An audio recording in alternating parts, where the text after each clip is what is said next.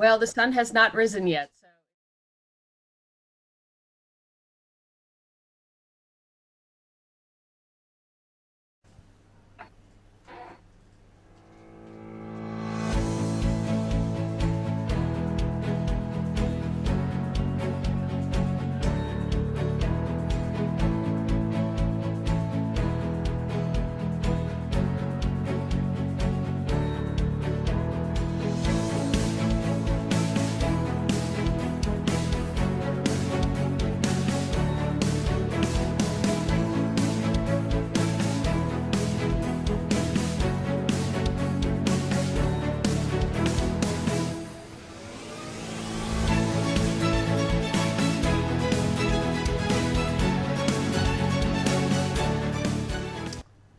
Well, hello and welcome to Synergia Forum number 90, the 26th in our series of virtual forums. Well, we are having this forum just ahead of the day United States of America will go and vote in a Biden versus Trump election. Well, what that vote decides, though, will have an impact far beyond just Mr. Biden, Mr. Trump, or even the United States of America, and will have an impact around the world.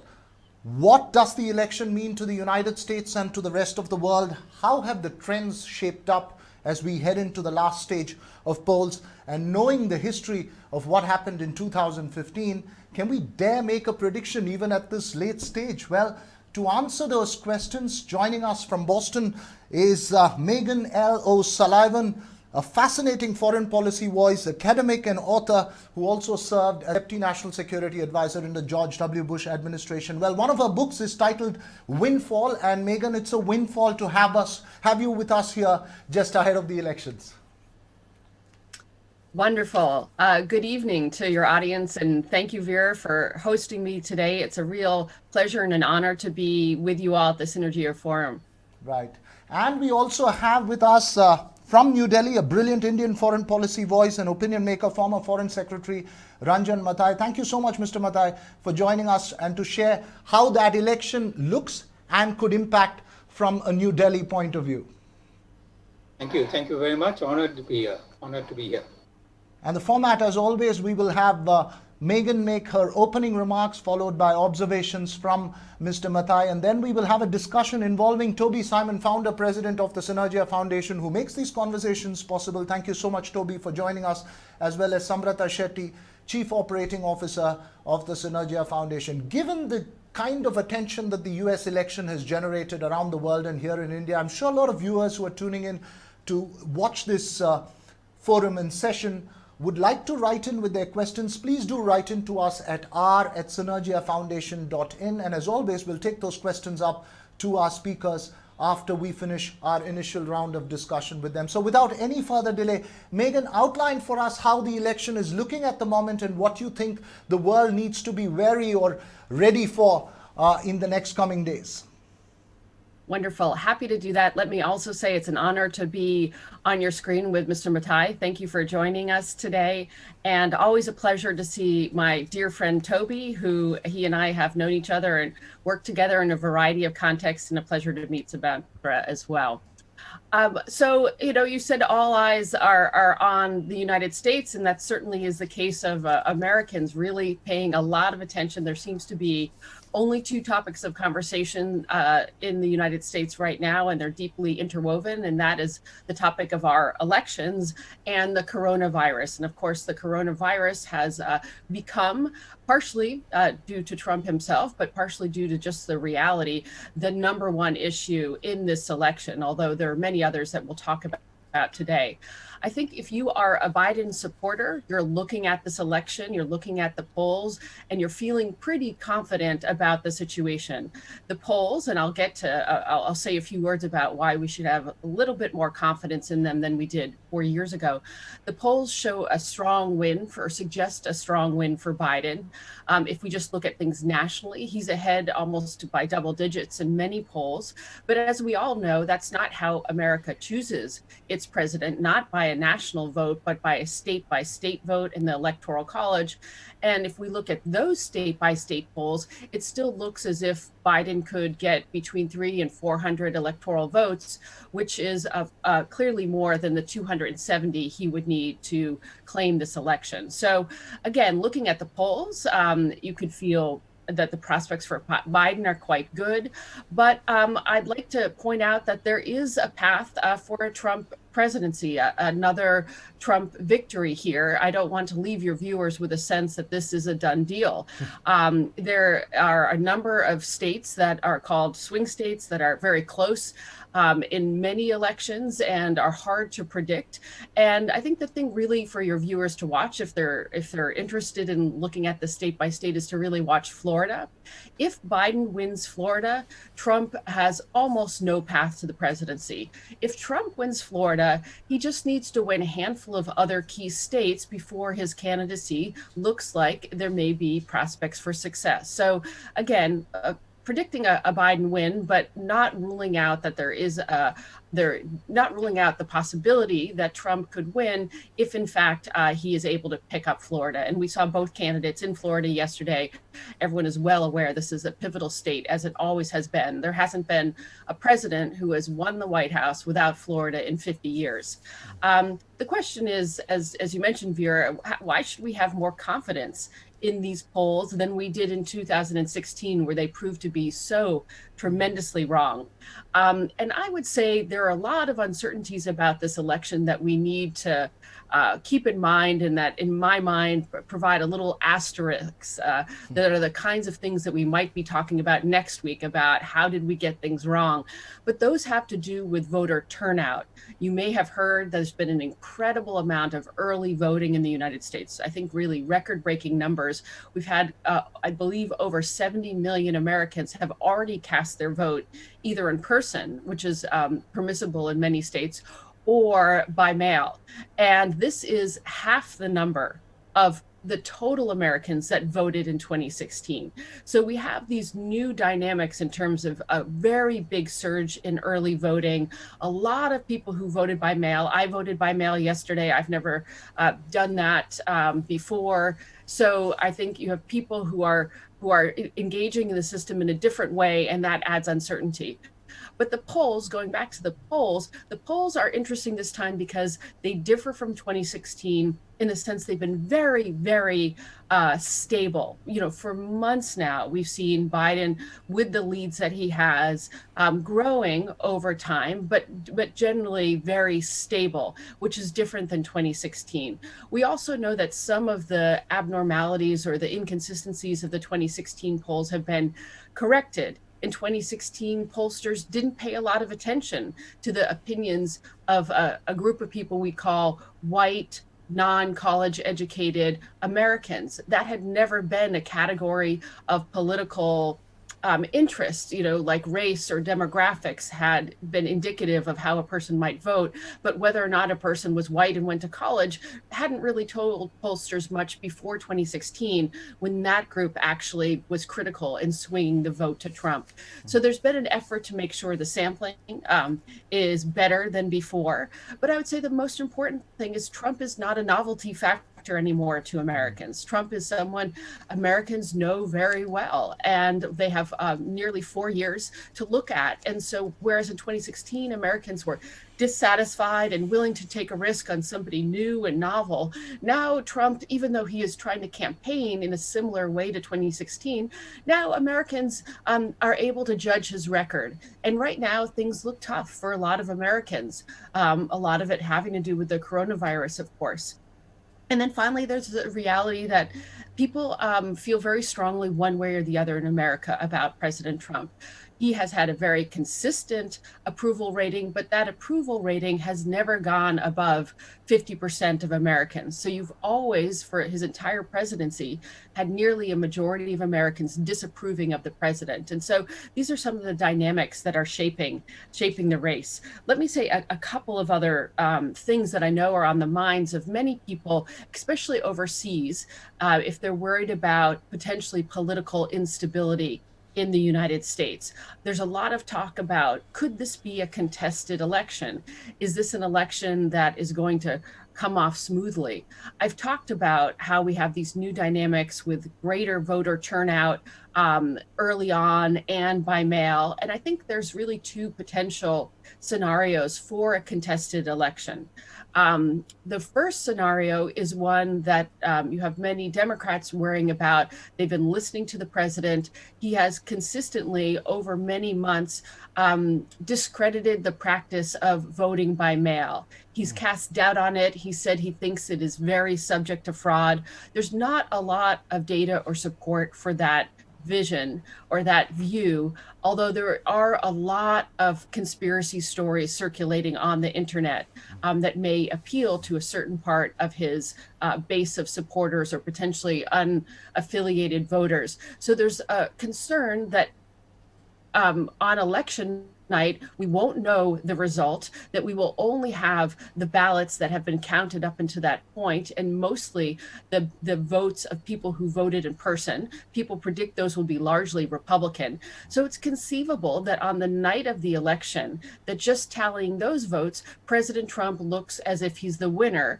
However, there will be millions of ballots that have not yet been counted by the mail. And so what the media needs to do and what public opinion leaders need to do is to just reinforce the need to count all of the ballots. But there's a fear that President Trump will declare victory when a lot of votes, millions of votes, have yet been counted, and that could lead to a contested election. There's also, I think, a more likely scenario for a contested election, which is simply that a lot of these new voters by mail maybe don't follow the instructions perfectly well. And under many states' laws, that will mean their ballots are invalidated. And I'm talking about something as simple as not putting their ballot in a yellow envelope before they put it in the white envelope. The state of Pennsylvania says if you don't do that correctly, your vote can't be counted. This could lead to people taking the vote tallies of different states to courts, and we could see the tallies of important states for the outcome of the election be tied up in courts for maybe days, weeks, potentially months. I feel confident we'll know who the winner is before then, but there's always that possibility that it goes all the way up to the Supreme Court. So if that's the case, we could have a contested election, and that could take some time to resolve. However, again, all of this depends on what Florida looks like, in my mind. If Biden wins Florida, none of these scenarios really matter that much, because the outcome of the election won't depend on how Pennsylvania votes, or Michigan or Wisconsin, these states. If it is a clear win for Biden, then if some of those states take days or weeks to resolve their vote, it's not going to influence the outcome. So let me say just a couple of words about a few other things, and then just move to implications. And I'm sure we'll have questions on what this means for the rest of the world, which will be important to follow up. Just very briefly, I want to highlight for your viewers this morning that we're not only really watching the outcome of the presidential election, we're also watching the outcome of congressional elections, and particularly whether or not the Democrats are able to take the majority back in the Senate. That is something that's open to question. Earlier in the race, people thought it was unlikely that the Senate would be controlled by the Democrats. Now, I would say that there's more of a view that that is likely to occur, and that will matter a lot for the policy outcomes. It will matter a lot because if Biden not only has the White House, but the Democrats have the Senate and the House, it's going to be a much smoother path for Biden's legislative agenda, for the Democratic legislative agenda. And that will mean that we see movement on things like climate action much more quickly and much more easily. It also introduces something that many Americans are thinking about, or and some are concerned about, others are advocating it, but whether or not the Democrats, if they have control of both of those branches of government, will push forward a really very progressive domestic agenda, which could involve what we call structural changes. These are things like passing a Voters' Rights Act. These are things like potentially introducing Washington, D.C. or Puerto Rico as a new state. These are things like ending the filibuster, which is an important Senate procedural motion that gives power to the minority in the Senate. So all of these things are open questions about whether the Democrats will push to make structural changes, which will shift the balance of power in the United States institutions more in favor of the Democrats than they have been traditionally. And that's something I can get into if people are interested. Let me just say very briefly about what this could mean for other parts of the world. Obviously, Asia is going to be affected by the outcome of this election in very significant ways.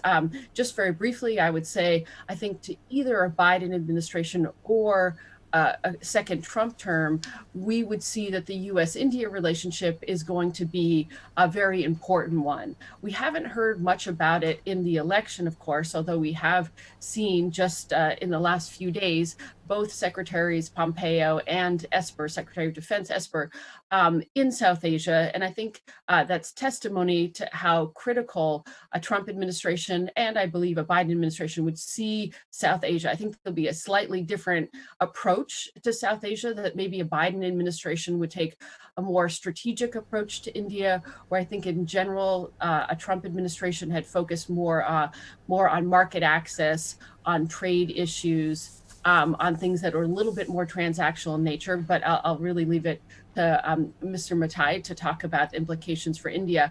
China is obviously a very big factor in this election. It's unusual in the sense that it is generally not, often we don't have foreign policy issues that influence how people vote on the candidates.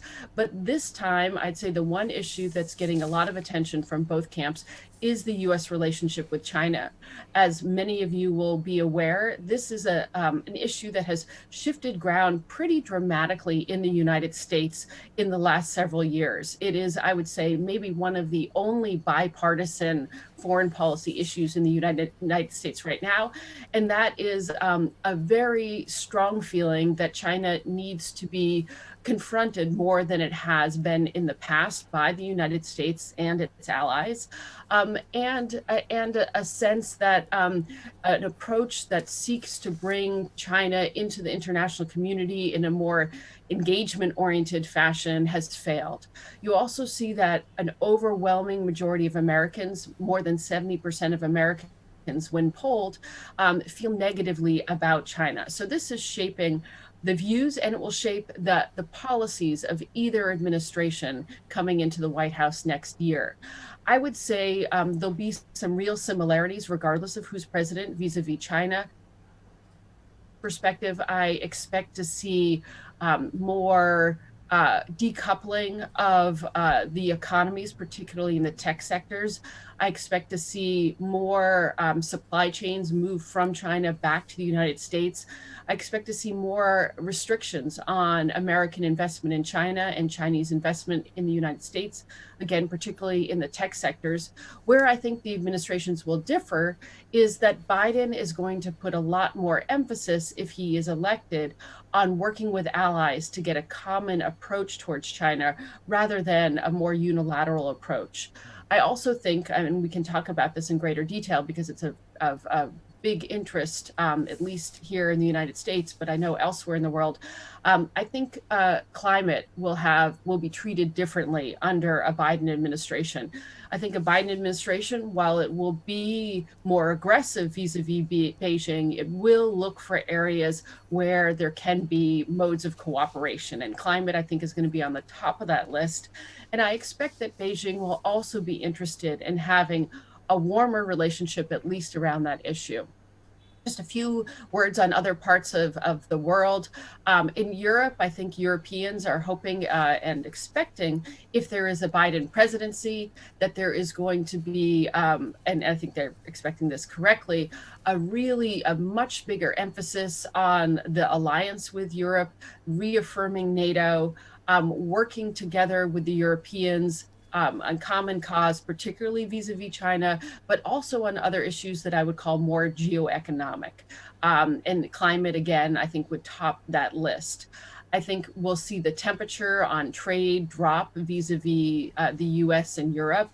I think there'll be less of a resort to tariffs as a foreign policy measure. And I think overall that relationship is maybe one that's going to see the quickest change or shift, because at the heart, I would say, and this is relevant for all parts of the world, Biden is really an internationalist. He's somebody who believes in the liberal international order, if you like that phrase. He's somebody who believes in the values and the institutions that have underpinned that order for the last several decades. And he's been around 40 years, and people have seen his commitment to multilateralism. So I think that is going to be a center point of the US outreach under a Biden administration. I think it'll affect Europe first and foremost. And then lastly, I'll just close on the Middle East, although I know there'll be an opportunity both to hear from Mr. Matai, but also to field some of your questions. The Middle East, I think Biden has a very clear record. Obviously, he has a long record on the Middle East, but if we look at his role as vice president under the Obama administration, he was always, I would say, one of the naysayers on US involvement in the Middle East or further involvement in the Middle East. He was against US involvement in Syria, was against the Obama surge in Afghanistan, was the real architect of the withdrawal of the United States from Iraq in 2011, and even was at least initially against the Libyan intervention. So I think we can feel pretty confident that President Biden is not going to be advocating more of that kind of engagement in the Middle East. I think the trend of kind of regional disengagement will generally continue, although at least on the military front. On the diplomatic front, I think we will see more activity. And the places where I expect the policy to differ the most would be one, vis-a-vis Saudi Arabia, where President Biden, if he is elected, will take a much tougher stance, and Riyadh will not be able to expect as warm a reception in Washington than it has received through the Trump administration, but also Iran.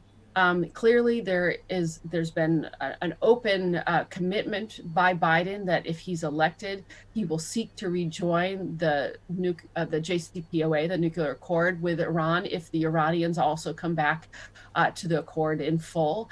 This, I think, is definitely the intention of Biden and his advisors. For reasons we can discuss, I think this is going to be harder than it looks. I think that there's a lot of recalcitrance in Tehran, a lot of reasons why Tehran is not going to want to come back to the table easily, although the economic distress there will make it perhaps more interested than it would be otherwise. There's so much to talk about. I could go on, but I think what I'd like to do is create some room for the comments of others, and also to take some questions or other comments. So again, thank you for this opportunity to speak with you, and it's a real pleasure to be with my friends in India. Well, thank you so much. Well, you've outlined it fantastic for us. You say that, yes, this is how the election's shaping up, but the gist of it that I understand is that you're confident of a Biden victory, and you have given us the roadmap for a foreign policy under Biden. Thank you so much. There are several questions, as you point out, but I'd like to get Mr. Ranjan Mathai in for his observations before we pick those questions onto you. But could I just say one thing? Yes. Well, I think Vera, you've definitely summed up my view well. I do want to underscore that I'm not dismissing the possibility that we could have a Trump win. I mean, whereas in 2016, looking at the electoral map and the poll results we had at the time, it was very hard to see how it was going to happen. It turns out, as we know, those polls were pretty fatally flawed. This time, it's possible to outline a path to victory for Trump. Right. There's only really one or two scenarios that are at all plausible, but they do exist, and that will make the election a nail biter for whichever camp you're in favor of. Right. May I just sum that up as well and say that the scars of the past are very difficult for a psephologist to overcome till he gets the next election right. So I get that. You're just putting a bit of insurance in your prediction, but we get the general gist of what you're saying. Go ahead, Mr. Mathai. Well, thank you very much. That was absolutely marvelous, Megan. It was very good listening to you. I really had planned this as an opportunity to pose a few questions, but since I've been asked to make some observations, you mentioned that I would be, in fact, looking at this as to how India will look at it. Of course, that will come up. But I'd like to start from a more strategic level, first of all. In recent remarks, Mr. Biden has said that he views Russia as the main threat to the United States and China as a competitor. And this, it seems to me, is a substantial difference from the position which Trump has finally evolved into, which is almost like that China is now a clear and present danger, both externally and from the hidden hand book, etc., even to our internal processes. And if he had his way, he might do a reverse Nixon and try to bring the Russians into play and to work against the Chinese. Now, from India's perspective, there is a choice in this. Clearly, we would be far more comfortable with a policy that took the threat from China far more seriously, because we face it ourselves, as well as some articulation regarding Russia being just one of the other normal states with whom others can also relate. We have a very vital stake in relationship with Russia, and we would not want to see that being becoming a problem in Indo-US ties. We would also be interested to see what would be Mr. Biden's take on terrorism and its epicenter, which is Pakistan. You mentioned Afghanistan. Yes, if that is no longer going to be a critical factor in policy making, will Pakistan continue to have the kind of place it does in the State Department, in the National Security Council, and in the Pentagon? Beyond this, I think you rightly mentioned climate. Yes, certainly this is going to be a big opportunity for India if Biden were to win, because we have, along with France, taken on a huge role in promoting the International Solar Alliance and doing something about climate change. But it brings me to another question, which is that Trump has done an enormous amount, looking at it the way we do, for energy security for the United States, and has sort of expanded energy security around the world by creating the kind of petroleum production which he has done in the US. Certainly this is changing, and as Mr. Biden says, this is a transition industry, fair enough. But is there enough attention being given in Biden and the Green New Deal people to which new dependencies are going to be created by this? And I'm referring specifically to critical minerals, rare earths. Mr. Trump is very active on this. One doesn't see anything emerging out of the Democratic camp on that. On the Middle East, I'm absolutely fascinated by your suggestion that it would be militarily a much less active role and a diplomatically and economically perhaps strong re-engagement, as well as your caveat on how the Iran issue might evolve. Because many of us have assumed that his backing of the JCPOA means that he wants to see this happen very quickly. My question is not so much about Saudi Arabia, but how will he deal with Israeli opposition to that kind of a move in the Middle East? And on the other questions, I would,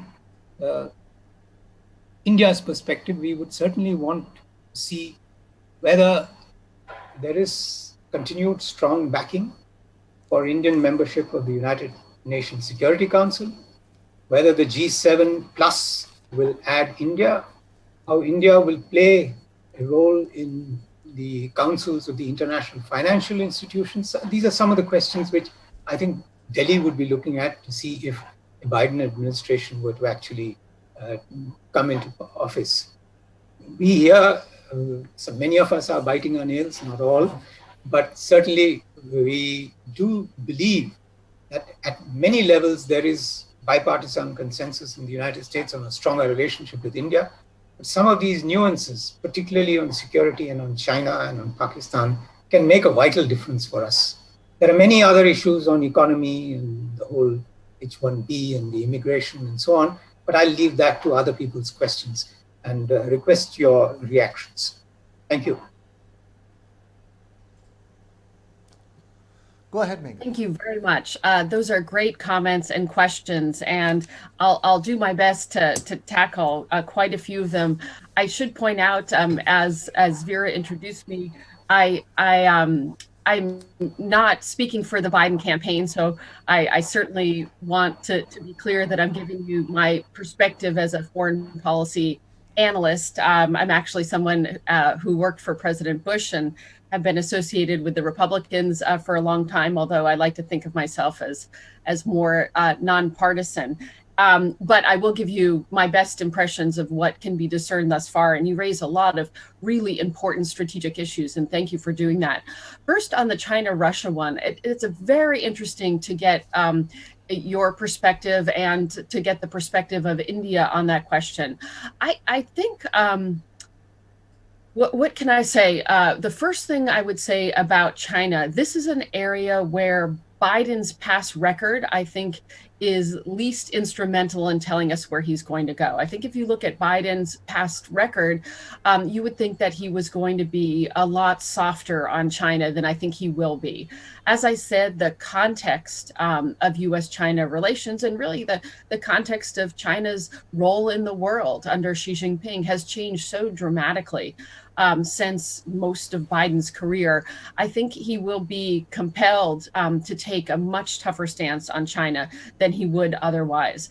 I do think, as I mentioned before, it will differ from the Trump perspective in the sense that the Trump administration is openly, and we saw it, in this trip and in the rhetoric of Secretary Pompeo throughout the region, that this administration is openly, it has a policy of pushing back on China on all fronts. I think the Biden administration will have a different approach in the sense you speak to people who are close to the potential Biden presidency, they talk about needing to find at least a few areas that the U.S. and China can work together. Simply that the whole relationship, given that it is one of the world's most important bilateral relationships, can't be stuck on ice, that there has to be some way to work together. And as I mentioned, I think climate will be one of them. So I would say that I don't see a huge difference in approach vis-a-vis China between Trump and Biden.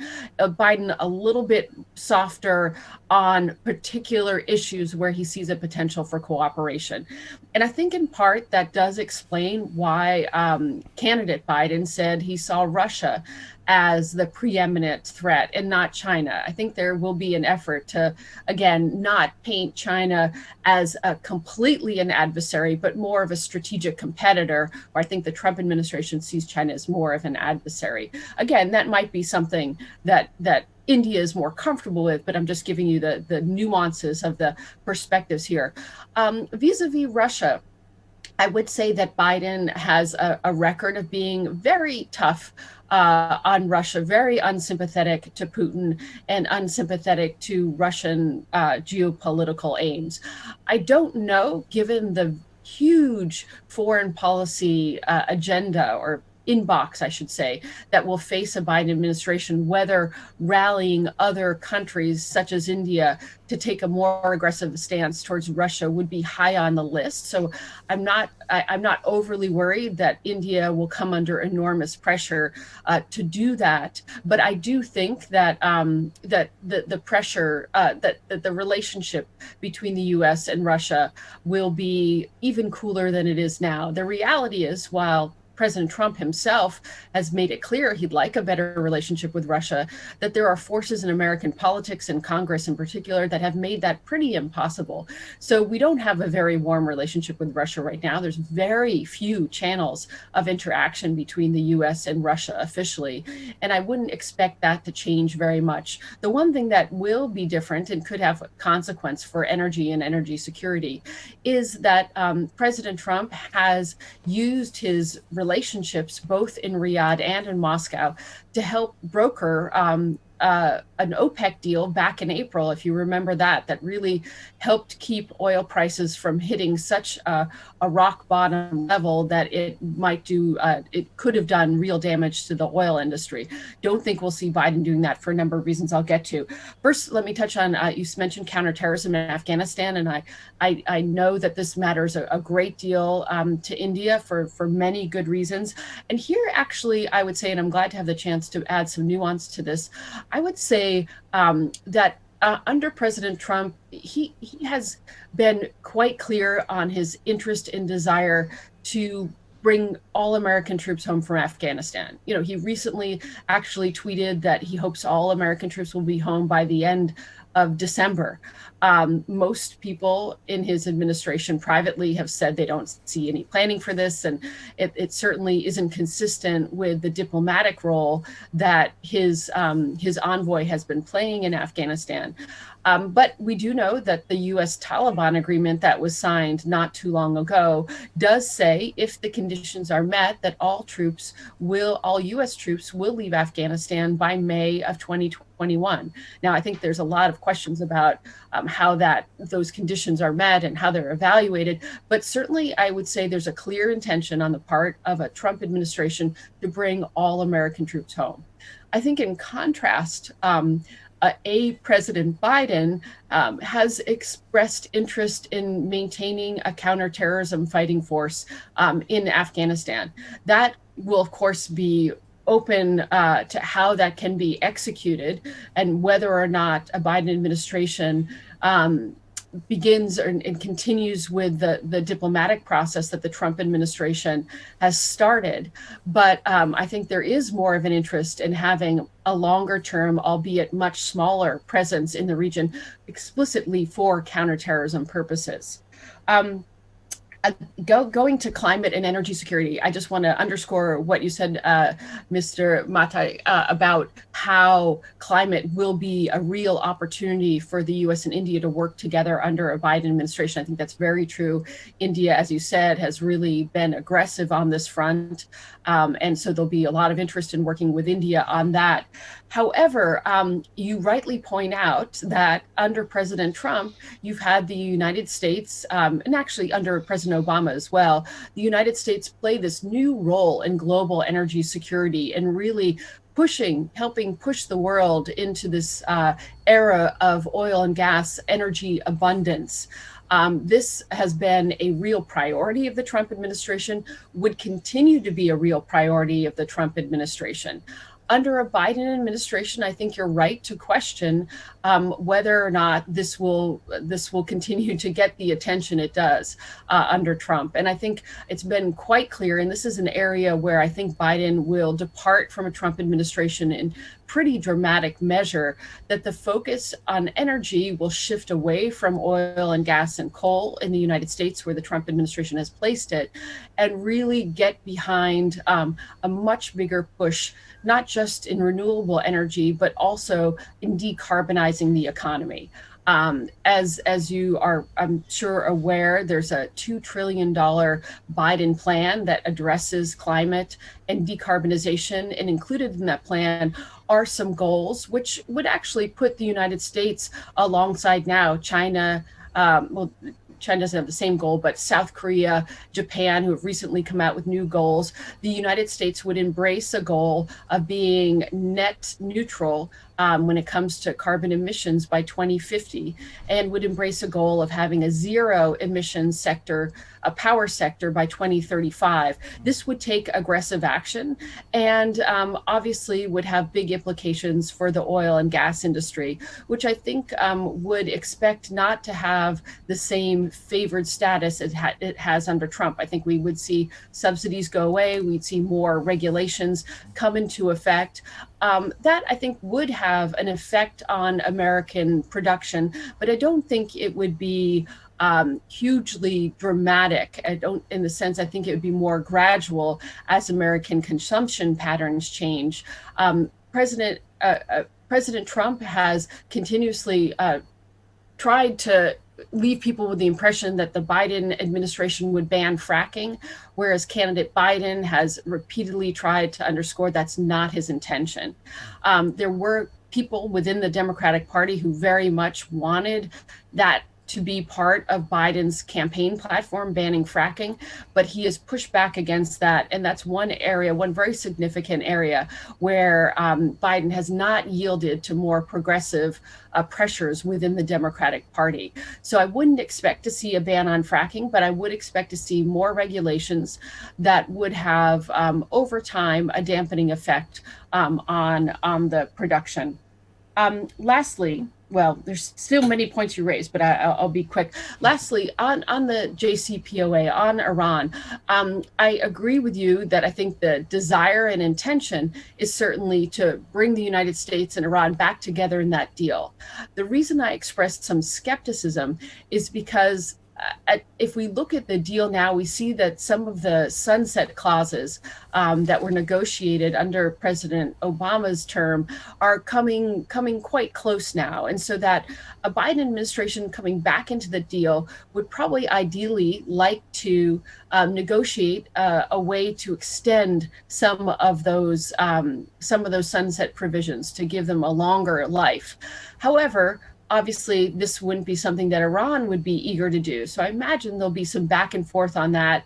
People have been talking about something they refer to it as more for more, which is essentially potentially the Biden administration looking to Iran to show some flexibility on those sunset clauses, while at the same time maybe getting more sanctions relief than it would otherwise.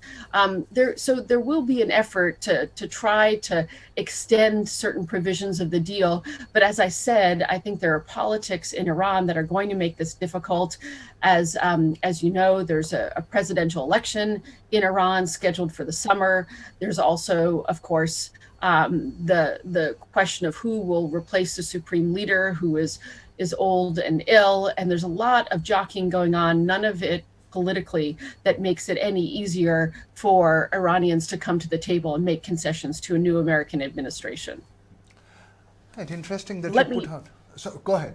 You had some. No, I said, let me stop there because No, it's interesting that you put this out, and as you were speaking, and I just want to, obviously it's a broad range of issues, but specifically on that China question that you had initially begun answering, in your 2017 book Windfall, you tend to argue towards the need for US to have a more coordinated strategy with China and build something that is not entirely antagonist. And I'm just going to go for a question to you, and after that, on the same question, I'd like to get Mr. Matai's views as well.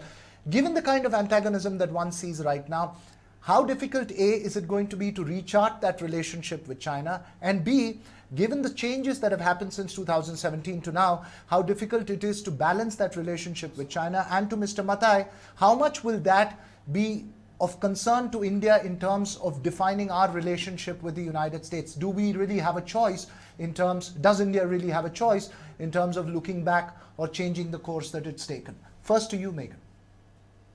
Sure, and thank you for raising that. And it is true. I have been, and I would say I continue to be an advocate for the United States and China working more closely together on issues of climate. And I'll say a bit why, and then get to the how easy is this going to be.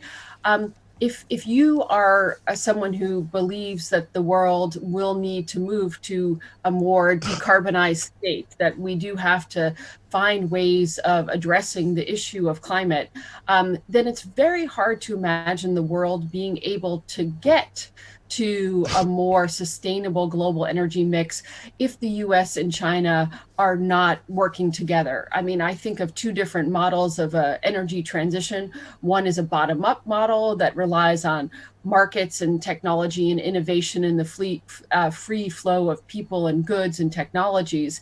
And it's hard to imagine the US and China it's hard to imagine that kind of transition happening if the US and China are in loggerheads against one another, because we've seen how protectionist barriers have risen. We've seen restrictions on technology flows. So it's hard to imagine how a bottom-up energy transition can happen if the US and China are not in accord with each other, at least on this issue. Similarly, a top-down transition where we look at, an energy transition that's driven by states and by mandates and by global international agreements like Paris and any follow-ons.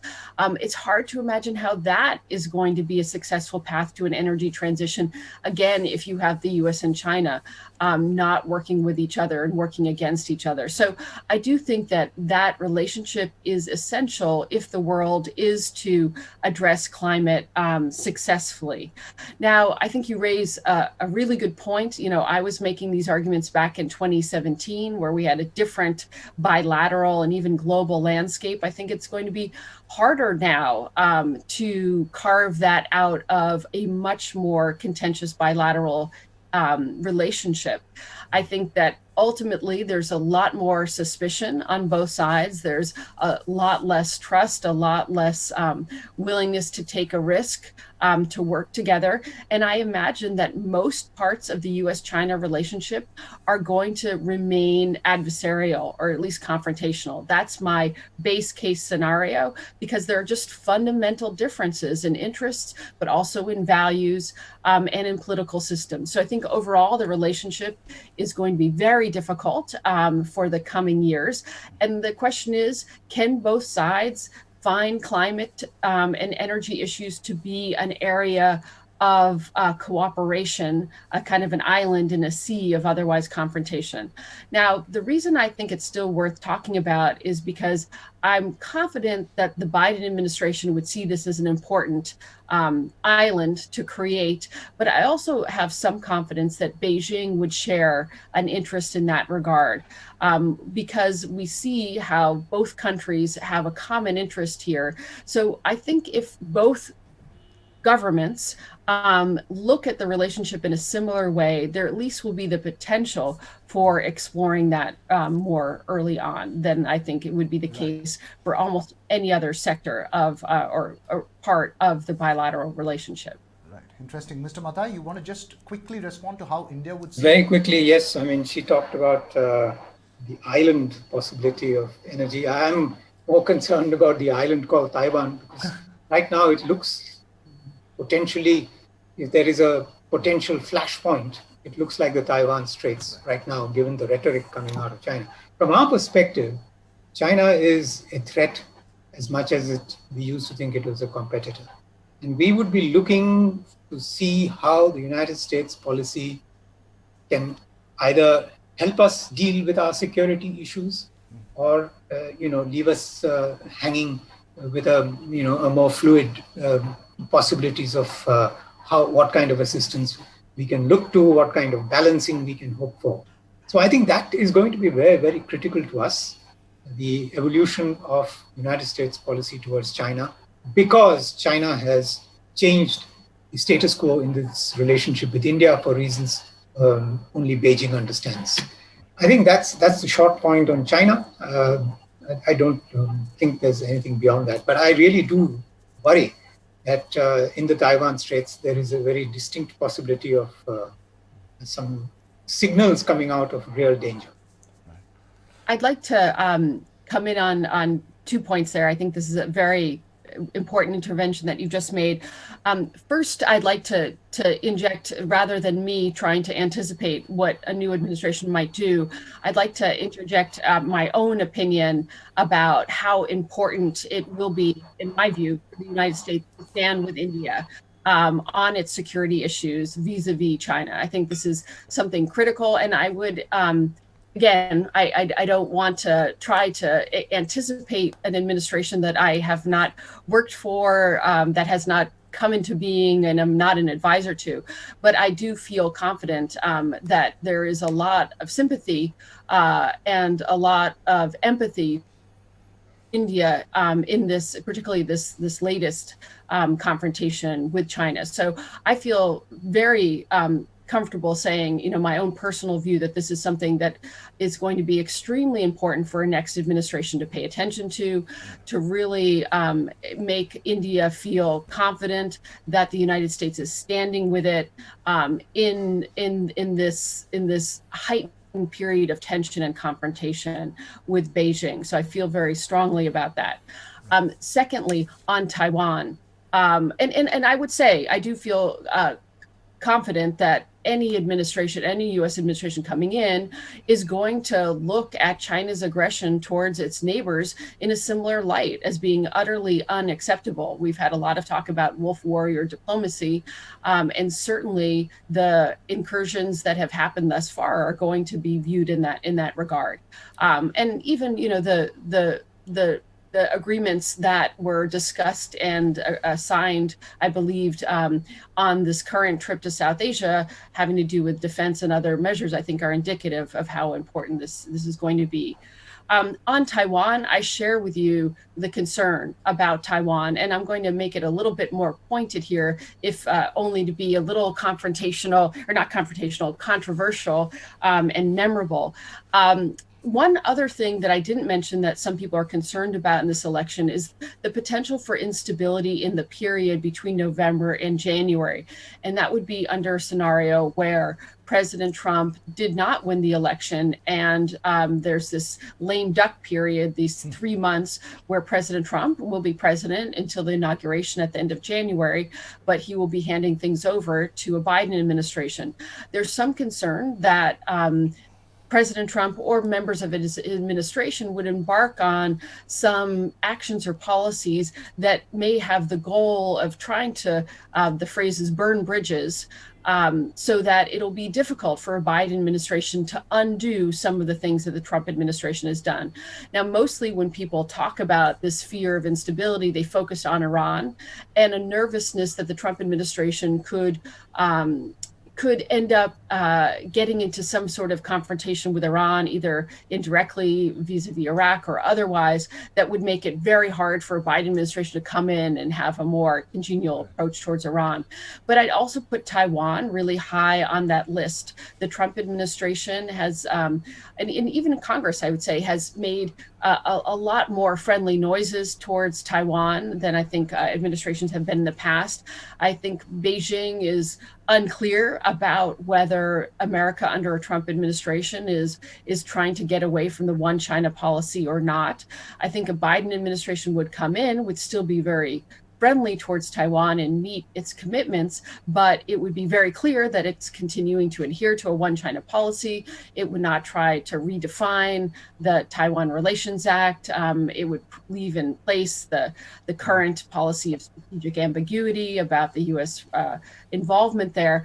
And so, there's concern that maybe a Trump administration in that November to January period could take some steps, even ones that I'm sure your viewers know are non-innocuous, but a high-level visit to Taiwan. I think the Chinese have made it very clear that will be another high-level visit at the level of national security advisor or secretary, would be seen as totally unacceptable in this interim period. So I think it's an area to watch, not just in those 3 months, but certainly in those 3 months.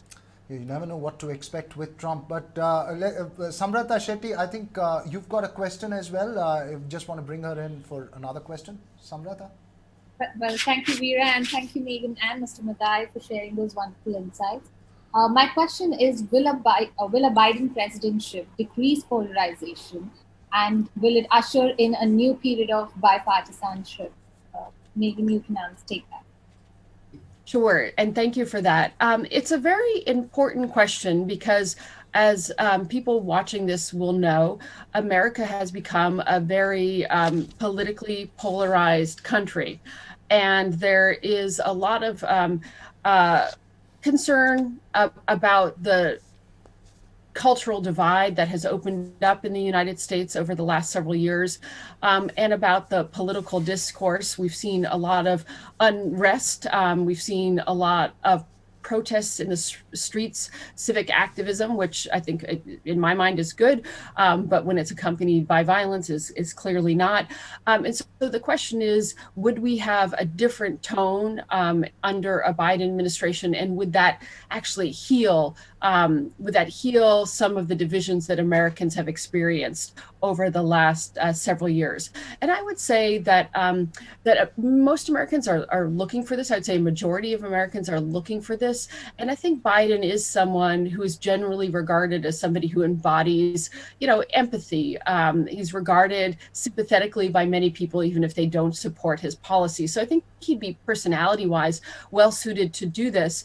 But I don't want to diminish the fact that he would be coming into office under a situation where there are a lot of angry, hurt Americans, tens of millions of people who are unemployed, more than 250,000 people, or getting close to 250,000 people who have died under the coronavirus, in a sense that the government, while initially active, has not taken the measures that need to be taken to address the situation.